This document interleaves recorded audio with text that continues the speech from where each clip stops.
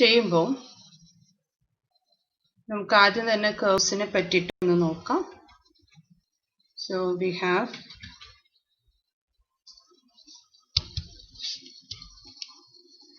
നമ്മൾ first സെമ്മിൽ calculus പഠിച്ചപ്പോൾ oriented പാത്തും oriented കർവും ഒക്കെ തന്നതാണ്.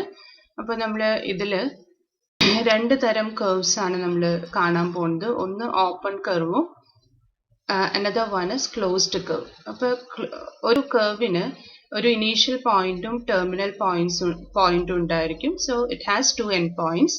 അപ്പോൾ ഇവിടെ നമ്മൾ ഫിഗർ എടുത്തു കഴിഞ്ഞാൽ this is the initial point and this is the terminal point. അപ്പോൾ ഇനീഷ്യൽ ടെർമിനൽ എന്ന് പറയണമെന്ന് വെച്ച് കഴിഞ്ഞാൽ ഒരിടത്ത് തുടങ്ങി വേറൊരിടത്ത് അവസാനിക്കണമെന്ന് പറഞ്ഞു കഴിഞ്ഞാൽ ആ കർവിൽ ഒരു ഓറിയന്റേഷൻ ഉണ്ടാവണം, ഒരു direction of positive increase of നമ്മുടെ എന്താ നമ്മൾ പറയാ, നിങ്ങൾ വേരിയബിളിന്റെ ഇൻക്രീസിങ് ഒരു പോയിന്റ്, ഒരു ഡയറക്ഷൻ ഉണ്ടായിരിക്കണം. ഇതിനെയാണ് നമ്മൾ ഓറിയന്റേഷൻ എന്ന് പറയുന്നത്.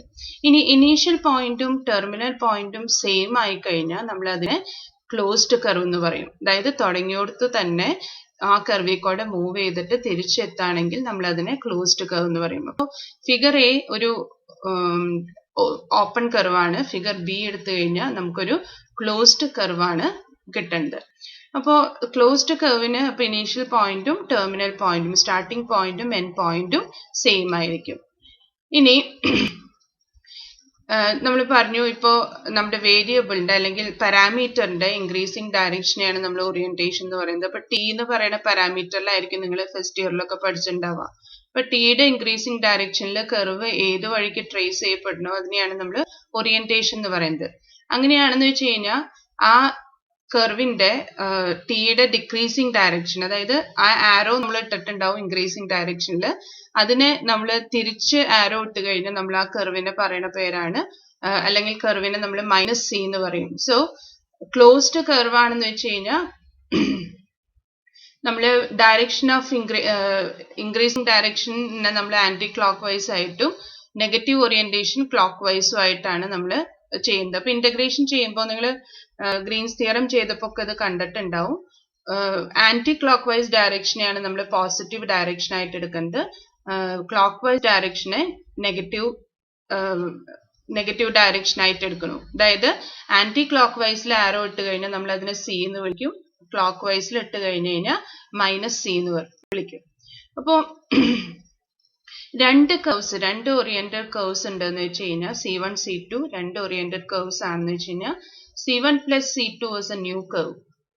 അപ്പോൾ ഇത് ഫോം ചെയ്യുന്നത് C1ന്റെ എൻഡ് പോയിന്റിൽ C2ന്റെ ഇനീഷ്യൽ പോയിന്റ് വന്നു കഴിഞ്ഞാൽ C1 plus C2 will be a curve whose initial point is the initial point of C1 and terminal point is the terminal point of C2. അതായത് ഇപ്പോൾ ഇവിടെ നമ്മൾ കണ്ട പോലെ തന്നെ ഇതില് ആദ്യത്തെ ഇതില് ഇവിടെ തൊട്ട് ഇവിടെ വരെയാണ് C1, ഇവിടെ തൊട്ട് ഇവിടെ വരെയാണ് C2. ഇത് എന്തിനാ പറയണെന്ന് വെച്ച് കഴിഞ്ഞാൽ ചിലപ്പോൾ നമ്മൾ ഇന്റഗ്രേഷൻ ചെയ്യുന്ന പാത്ത് ഒരു സിംഗിൾ ഇക്വേഷൻ ആയിട്ട്, ഒരു സിംഗിൾ കർവ് ആയിട്ട് നമുക്ക് എഴുതാൻ പറ്റണമെന്നില്ല.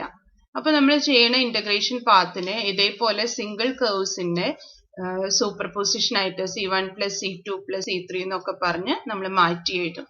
അപ്പൊ അങ്ങനെ ചെയ്യുമ്പോൾ നമ്മൾ ചെയ്യേണ്ടത് ഇത്രയേ ഉള്ളൂ, ഒരു കർവ് അവസാനിക്കുന്നിടത്ത് അടുത്ത കർവ് സ്റ്റാർട്ട് ചെയ്യണം, അത്രയും നമ്മൾ ഉദ്ദേശിക്കുന്നുള്ളൂ. So while doing integration, integral over the whole curve will be integral over C1 plus integral over C2 etc.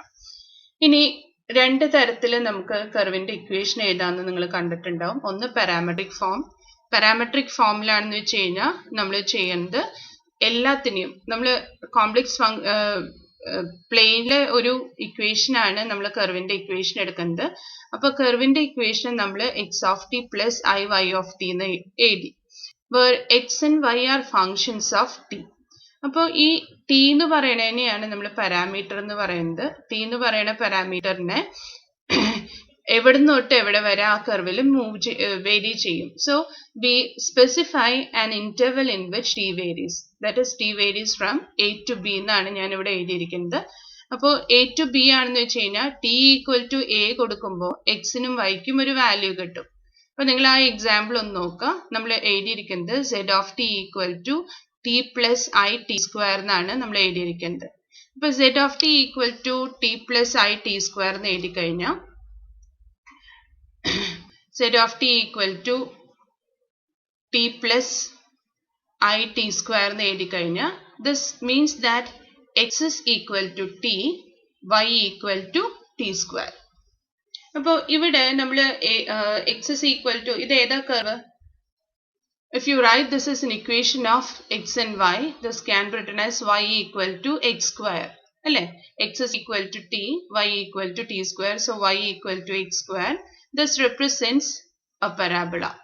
ഒരു ഭാഗത്ത് ഫസ്റ്റ് ഡിഗ്രി എക്സ്പ്രഷനും മറ്റേ ഭാഗത്ത് സെക്കൻഡ് ഡിഗ്രി എക്സ്പ്രഷനും. അപ്പോൾ ഇവിടെ നമ്മൾ 0 less than or equal to t less than or equal to 1 എന്ന് നമ്മൾ mention ചെയ്തു എന്ന് വയ്ക്കാം. That means we are moving along the curve. t equal to 0 x എന്തായിരിക്കും? t equal to 0 x will be 0, y will be 0. And up to t equal to 1. So at t equal to 1, x will be 1, y will be 1. അപ്പോൾ നമ്മൾ ചെയ്യുന്നത് y equal to x square എന്ന് പറയുന്ന പരാബോളയിലൂടെയാണ് നമ്മൾ move ചെയ്യുന്നത്. And our curve is only part of the parabola from 0, 0 to 1, 1. Right?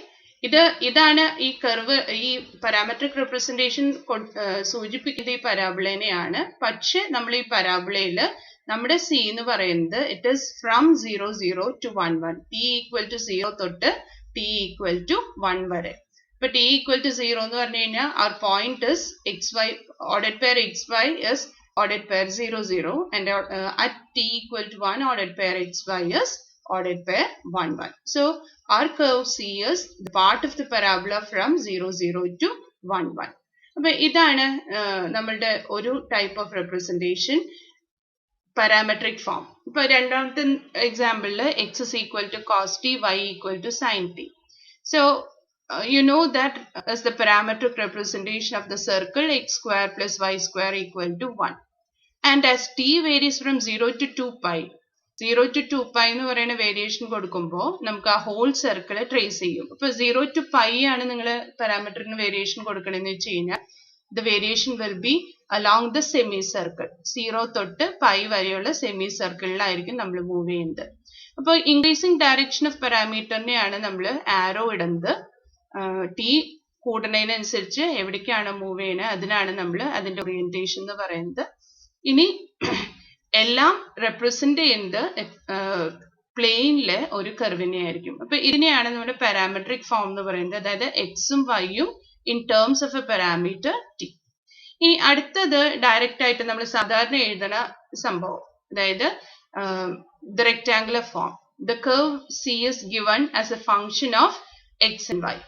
ഇനി നമ്മൾക്കറിയാം function of x and y എന്ന് പറയുന്നത് നമ്മൾ അനലിറ്റിക് ഫംഗ്ഷൻസ് ഒക്കെ ഡിസ്കസ് ചെയ്ത സമയത്ത് പറഞ്ഞു x can be written as z plus z bar by 2 and y can be written as z minus z bar by 2. So function of x and y is the equivalent to function of z and z bar. X is a function of z, y is a function of z and z bar. So function of z plus z bar will be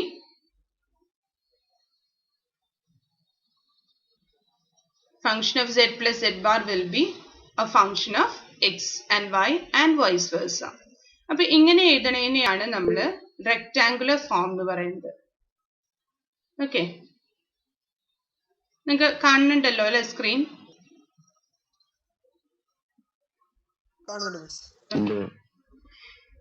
so അപ്പൊ രണ്ട് തരത്തിലാണ് നമ്മൾ line integral അല്ലെങ്കിൽ integral along A curve ചെയ്യുമ്പോൾ ആ കർവിനെ നമ്മൾ രണ്ട് തരത്തിലാണ് റെപ്രസെന്റ് ചെയ്യുക. ഒന്നില്ലെങ്കിൽ പാരാമെട്രിക് ഫോമിൽ റെപ്രസെന്റ് ചെയ്യും, അല്ലെങ്കിൽ നമ്മൾ കാർട്ടീഷ്യൻ ഫോമിൽ അല്ലെങ്കിൽ റെക്ടാങ്കുലർ ഫോമിൽ റെപ്രസെന്റ് ചെയ്യും.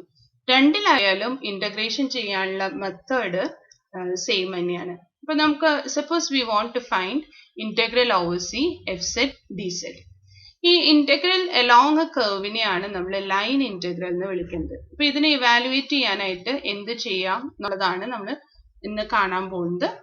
അപ്പോൾ integral over C f z d z നമ്മൾ എടുക്കുകയാണെന്ന് വെച്ച് കഴിഞ്ഞാൽ നമുക്കറിയാം f of z d z ആണ് നമുക്ക് കണ്ടുപിടിക്കേണ്ടത്. So C is a curve in plane. But we know this f of z can be written as u plus iv, where u is a function of xy and v is also a function of xy. But f of z u plus iv aanu, and we know z is equal to x plus iy. So if z is x plus iy, what will be dz? Dz will be, just differentiate this expression. So dz will be dx plus I dy. So when you evaluate this integral, this will be integral over c fz is u plus iv, dz is dx plus I dy. So see, this I into I, we know it is I square minus 1, which is a constant. So this integral can be evaluated as a real integral because this u and v are functions of x and y, which are real variables. When we do the integral over c u plus iv into dx plus I dy ആണ് നമുക്ക് കിട്ടുന്നത്. നമ്മൾ എഴുതിയത് line integral over c fz dz ആണ്, where c is a curve in plane. So when you expand this, this becomes integral over c u dx minus v dy, right? U dx I into I minus 1, so minus minus v dy, and the imaginary part will be I into u dy plus v dx. And all these are real variables. ഇപ്പോൾ നമ്മൾ integrate ചെയ്യാനായിട്ട് സാധാരണ നിങ്ങൾ Green's theory ഒക്കെ ചെയ്തത് ഈ ഒരു ഫോമിലാണ്, ഡി എക്സ് ഡി വൈയിൽ ആണ് ചെയ്തത്. സാധാരണ റിയൽ ഫങ്ഷൻസ് ഇൻ്റഗ്രേറ്റ് ചെയ്യുന്ന പോലെ തന്നെയാണ് നമ്മൾ ഇതിനെ ഇൻ്റഗ്രേറ്റ് ചെയ്യുന്നത്. For example, suppose our function is f of z is equal to z bar. So you want to integrate this along the curve C. Z of t equal to, നമ്മൾ നേരത്തെ എടുത്ത curve തന്നെ എടുക്കാം, t plus it square from t from 0 to 1. നമ്മൾ ഇപ്പോൾ തന്നെ എടുത്ത curve ആണ്. So this says that x is equal to t, y equal to t square. നമുക്കറിയാം നമ്മൾ കമ്പയർ ചെയ്യുന്നത് z is equal to x plus iy ആയിട്ടാണ് compare ചെയ്യുന്നത്. So z is equal to t plus it square suggests that x is t, y is t square. And we are going to substitute it over here. So we need u and v. F of z is equal to z bar. That means x minus iy. Z is x plus iy, so z bar is x minus iy. So its real part, u is equal to x. The imaginary part v is equal to minus y. ഇതാണ് നമ്മൾ ഇവിടെ substitute ചെയ്ത് കൊടുക്കുന്നത്. So this integral will be integral over c. Either you substitute it directly here. So z bar is x minus iy into f of z എന്ന് പറയുന്നത് z bar ആണ്, which is x minus iy into dz is dx plus I dy. Right? So this becomes integral over c. x ന് പകരം നമുക്ക് എന്ത് കൊടുക്കാം? On this curve C, x is equal to t minus I into y is equal to t square. Right? We are integrating along the curve C, so we replace the variable according to the equation of the curve C.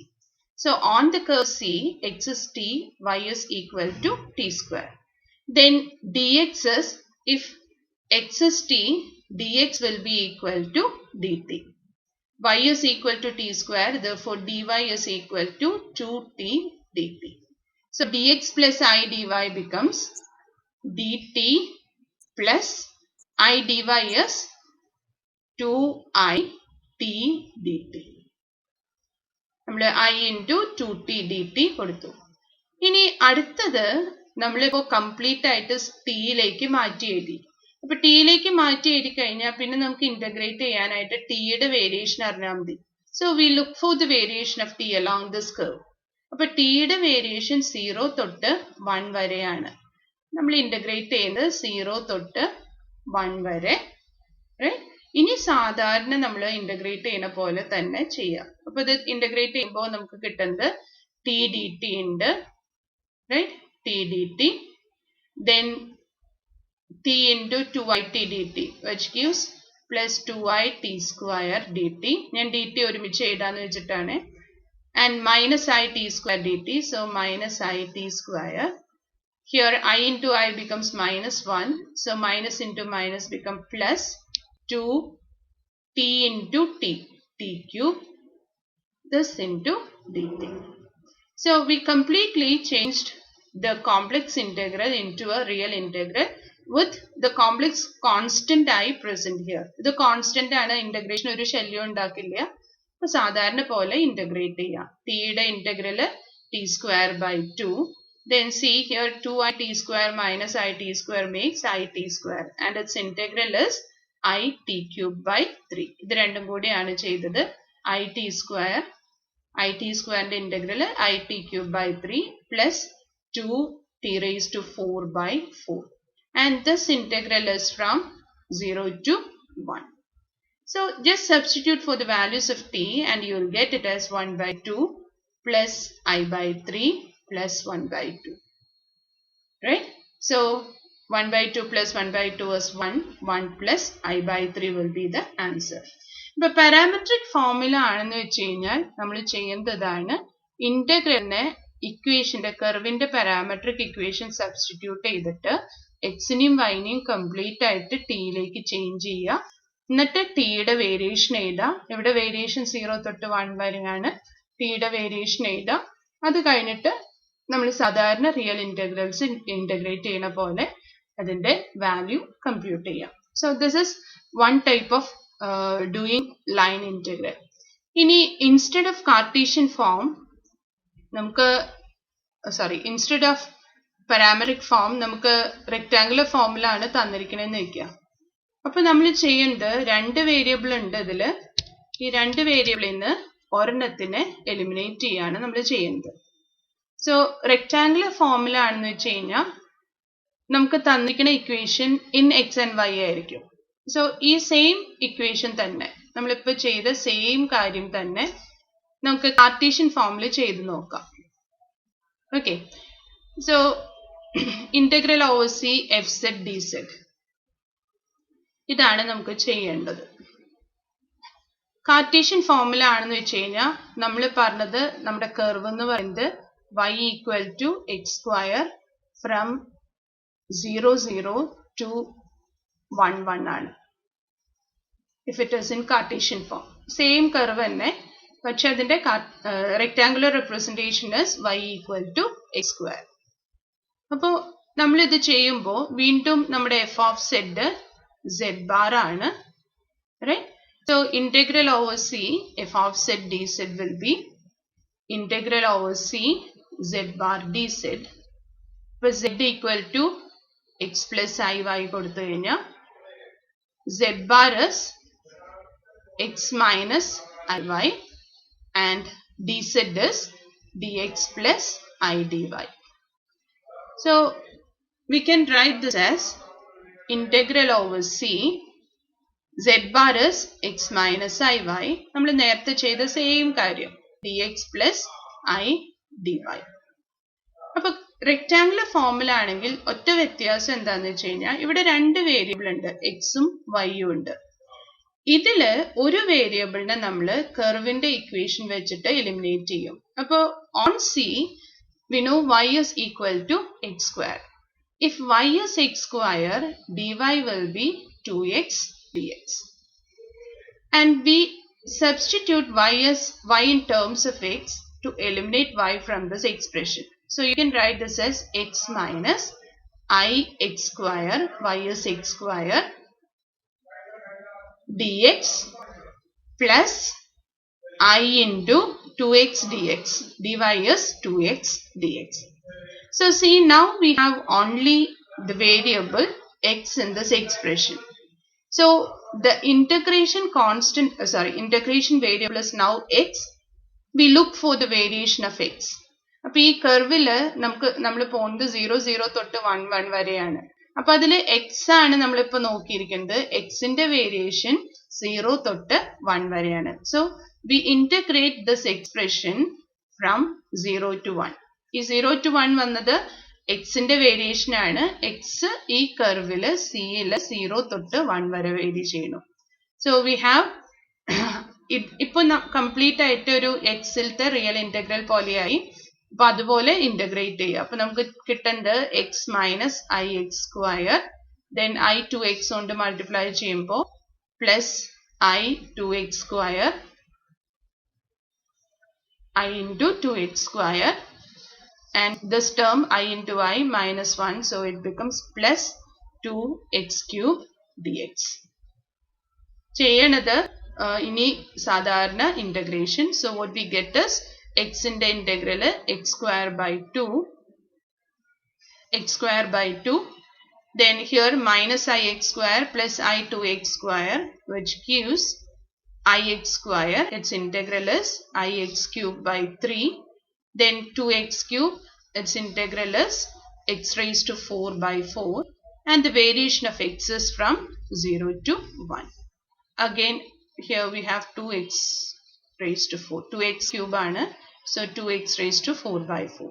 അപ്പോൾ വീണ്ടും x ന്റെ value substitute ചെയ്യുക. we get 1 by 2 plus I by 3 plus 1 by 2 which is equal to 1 plus I by 3. ഇത് തന്നെയാണ് നമുക്ക് parametric ഫോമിലും ചെയ്തപ്പോൾ കിട്ടിയിരിക്കുന്നത്, 1 plus I by 3. ഇപ്പോൾ പാരാമെട്രിക് ഫോമിലാണെന്ന് വെച്ച് കഴിഞ്ഞാൽ change both the variables x and y in terms of the parameter t, look for the variation of t along the curve and integrate it like a real function. If it is in rectangular form, you eliminate one of the variables using the equation of the curve and look for the variation of the integration variable present in the integral. ഇപ്പോൾ ഇവിടെ നമ്മൾ y നെ in terms of x ആണ് substitute ചെയ്തത്, അതുകൊണ്ട് ഇവിടെ x ബാക്കിയായി. പറയൂ. x I s cube by 3 അല്ലേ? I into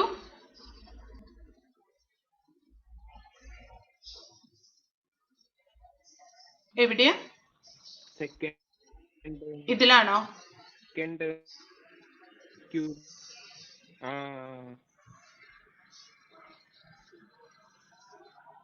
ഇതില് ഈ സ്റ്റെപ്പാണോ? ഇതിൽ ആദ്യം dx കൊണ്ട് multiplication, X minus I X square, പിന്നെ I 2x കൊണ്ട് മൾട്ടിപ്ലിക്കേഷൻ. അപ്പൊ x into I 2x is I 2x square, then minus I x square into I 2x, minus I into I plus 1 ആവും, 2x into x square is 2x cube. തെറ്റുണ്ടാവും വഴിയില്ല, കാരണം രണ്ടും same answer അല്ലേ കിട്ടിയത്. അപ്പോൾ നമ്മൾ ഒരു വേരിയബിളിനെ എലിമിനേറ്റ് ചെയ്യുക, ഏത് വേരിയബിൾ ആണോ ബാക്കി നിൽക്കണേ അതിന്റെ വേരിയേഷൻ എഴുതുക, ഇന്റഗ്രേറ്റ് ചെയ്യുക. So this is how we find line integrals. നമുക്ക് കുറച്ച് പ്രോബ്ലംസും കൂടെ ചെയ്ത് നോക്കാം. ഇതാണ് method.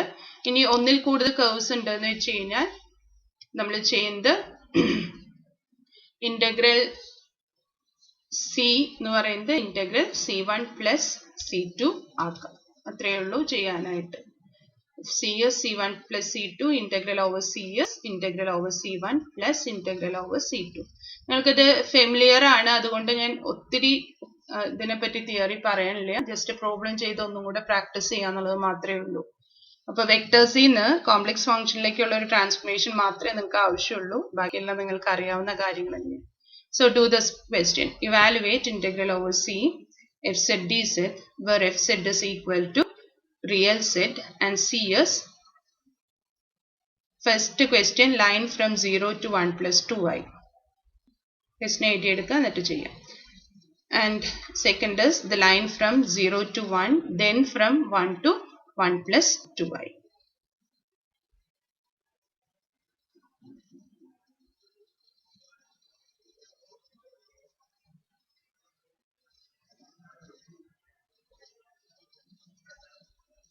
So we are going to evaluate integral over C fz dz, and fz is given to be real z. and ആദ്യത്തെ കേസിൽ see is line from 0 to 1 plus 2i. ഇത് ആദ്യം ചെയ്യാം. So we have the line from 0 to 1 plus 2i.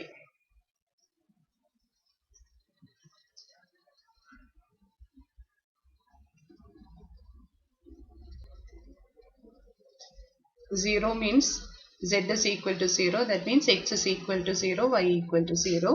Z equal to 1 plus 2i means x is 1 and y is 2. So we are going to evaluate the integral along this curve 0, 0 to 1 plus 2. അപ്പോൾ നമ്മൾ just എപ്പോഴും start ചെയ്യുമ്പോൾ z എഴുതിയിട്ട് start ചെയ്യുക. z is equal to x plus iy. Then dz is equal to dx plus I dy. And f of z is equal to real z, and real z is equal to x. So integral over c fz dz, this is equal to integral over c real z dz, which is equal to integral over c real z is x, dz is dx plus I dy. Now the next question is, what is the equation of the curve C? You may either write the parametric equation or the rectangular equation. So equation of C is the line from 0, 0 to 1, 2.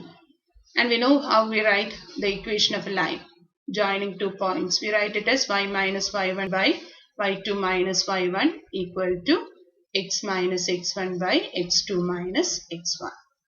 So here y1 is 0, y2 is 2, so 2 minus 0 equal to x minus 0 by x2 is 1, 1 minus 0. Or our equation is y equal to 2x. Right? So y is replaced by 2x.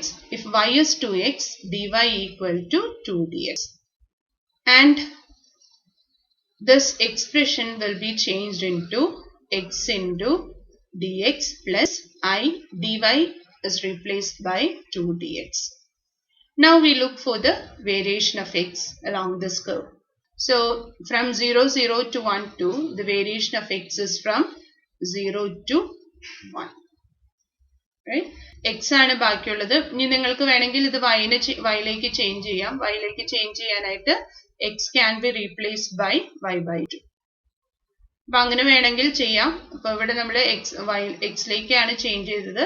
y-ലേക്ക് change ചെയ്യുകയാണെങ്കിൽ നിങ്ങൾ എഴുതേണ്ട variation 0 തൊട്ട് 2 വരെയാണ്. Because the variation of y along this curve is from 0 to 2. Now integrate and find the result.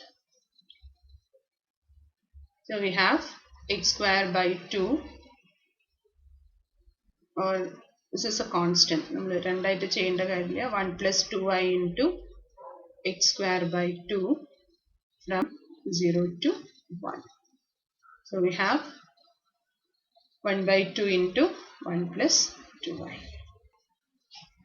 ഇനി same integral തന്നെ വേറൊരു പാത്തിൽ കൂടെ ചെയ്യാനാണ് പറഞ്ഞിരിക്കുന്നത്. ഓക്കെ, സോ പാത്ത് തന്നിരിക്കുന്നത് 0 തൊട്ട് 1 വരെ പോകണം. അത് കഴിഞ്ഞിട്ട് 1-ൽ നിന്ന് 1 plus 2iലേക്ക് പോകണം. So now in the second case, our path consists of two different curves. One along the x-axis from 0 to 1, then along a line parallel to x-axis from 1 to 10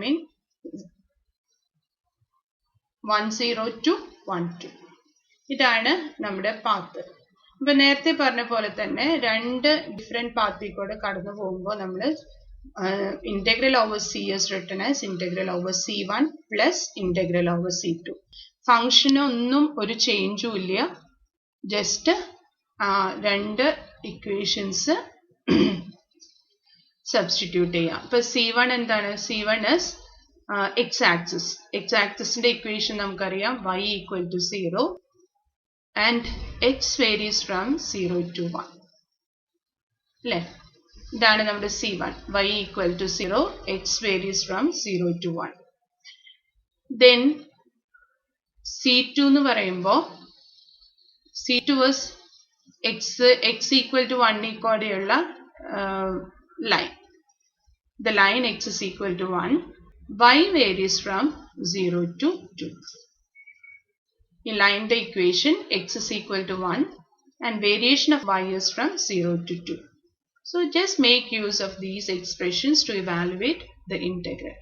So integral over C fz dz is equal to integral over C1 fz dz plus integral over C2 fz dz. Okay. അപ്പോൾ ഓരോന്നിലും fz ന്റെ expression ഒക്കെ same ആണ്. This is integral over C1 fz does x real z ആണ് dx plus I dy plus integral over C2 x into dx plus I dy. വ്യത്യാസം ഇത്രയേ ഉള്ളൂ. ഈ C1ന്റെയും C2ന്റെയും എക്സ്പ്രഷൻ മാറിയിട്ടുണ്ട്. അപ്പൊ C1ല് y 0 ആണ്. y 0 ആണെങ്കിൽ dy യും 0 ആയിരിക്കും. സോ C1ല് ചെയ്യുമ്പോൾ നമുക്ക് കിട്ടുന്നത് x dx ആണ്. y is 0. x ന്റെ വേരിയേഷൻ 0 തൊട്ട് 1 വരെ. C2ലാണെന്ന് വെച്ച് കഴിഞ്ഞാൽ x is equal to 1. x 1 ആണെങ്കിൽ dx will be equal to 0. x constant ആണ് അവിടെ. അപ്പൊ dx 0 ആയിരിക്കും. അപ്പൊ dx 0 ആയതുകൊണ്ട് ഈ ടേം 0 ആയിരിക്കും. x ന് 1 കൂടി കൊടുത്തു കഴിഞ്ഞാൽ നമുക്ക് ബാക്കി ഉണ്ടാവുക I dy ആണ്. അപ്പൊ ഇവിടെ വേരിയബിൾ y ആയതുകൊണ്ട് we look for the variation of y. y varies from 0 to 2. Right? C2 y varies from 0 to 2. So what we get is x square by 2 from 0 to 1 plus iy from 0 to 2. So we get 1 by 2 plus 2y. Okay? അപ്പോൾ first കേസിൽ നമുക്ക് കിട്ടിയത് 1 by 2 plus I ആയിരുന്നു. രണ്ടാമത്തെ കേസിൽ നമുക്ക് കിട്ടിയത് 1 by 2 plus 2y ആണ്. ഒരെണ്ണത്തിൽ 1 by 2 plus I ആയിരുന്നു. രണ്ടാമത്തേൽ നമുക്ക് കിട്ടിയത് 1 by 2 plus 2y ആണ്. രണ്ട് കേസിലും നമ്മൾ ചെയ്തത് 0 0 ന്ന് 1 2 വരെ പോവാണ് ചെയ്തത്. Our path was path from 0 0 to 1 2. But the paths were different. First കേസിൽ നമ്മളൊരു സ്ട്രെയിറ്റ് ലൈൻ പാത്തിൽ കൂടെ ഇവിടുന്ന് ഡയറക്റ്റ് ആയിട്ട് ഇങ്ങോട്ട് പോയി. രണ്ടാമത്തെ കേസിൽ കുറച്ച് വളഞ്ഞിട്ടാ പോയത്. ഇവിടുന്ന് ഇങ്ങോട്ട് പോയി ഇങ്ങോട്ട് പോയി. അപ്പോൾ ഇത് പറയുന്നത് എത്രയേ ഉള്ളൂ, ഫംഗ്ഷന് ചേഞ്ച് ഒന്നുമില്ല, എൻ പോയിന്റ്സിന് ചേഞ്ച് ഒന്നുമില്ല. എൻ പോയിന്റ്സ് 0 0 ആൻഡ് 1 2 ആണ്. എന്നിരുന്നാൽ പോലും നമ്മുടെ പാത്ത് ചേഞ്ച് ചെയ്യുമ്പോൾ ഇന്റഗ്രലിന്റെ വാല്യൂ ഇവിടെ ചേഞ്ച് ചെയ്തിട്ടുണ്ട്. അപ്പോൾ നമ്മുടെ ഫംഗ്ഷൻ റിയൽ സെഡ് ആണ്. റിയൽ സെഡ് എന്ന് പറയുന്നത് ഒരു നോൺ അനലിറ്റിക് ഫംഗ്ഷൻ ആണ്. നിങ്ങളിത് ചെയ്തിട്ടുള്ളതാണ്. കോഷി-റീമാൻ ഇക്വേഷൻസ് സാറ്റിസ്ഫൈഡ് അല്ല ഇതിന്. അപ്പോൾ ഒരു അനലിറ്റിക് അല്ലാത്ത ഫംഗ്ഷൻ ആണ് നമ്മൾ ചെയ്തത്. ഇന്റഗ്രേഷൻ എടുത്തത് രണ്ട് ഡിഫറെന്റ് പാത്തിക്കൂടെ സെയിം എൻ പോയിന്റ്സ് ആയിട്ടാണ്.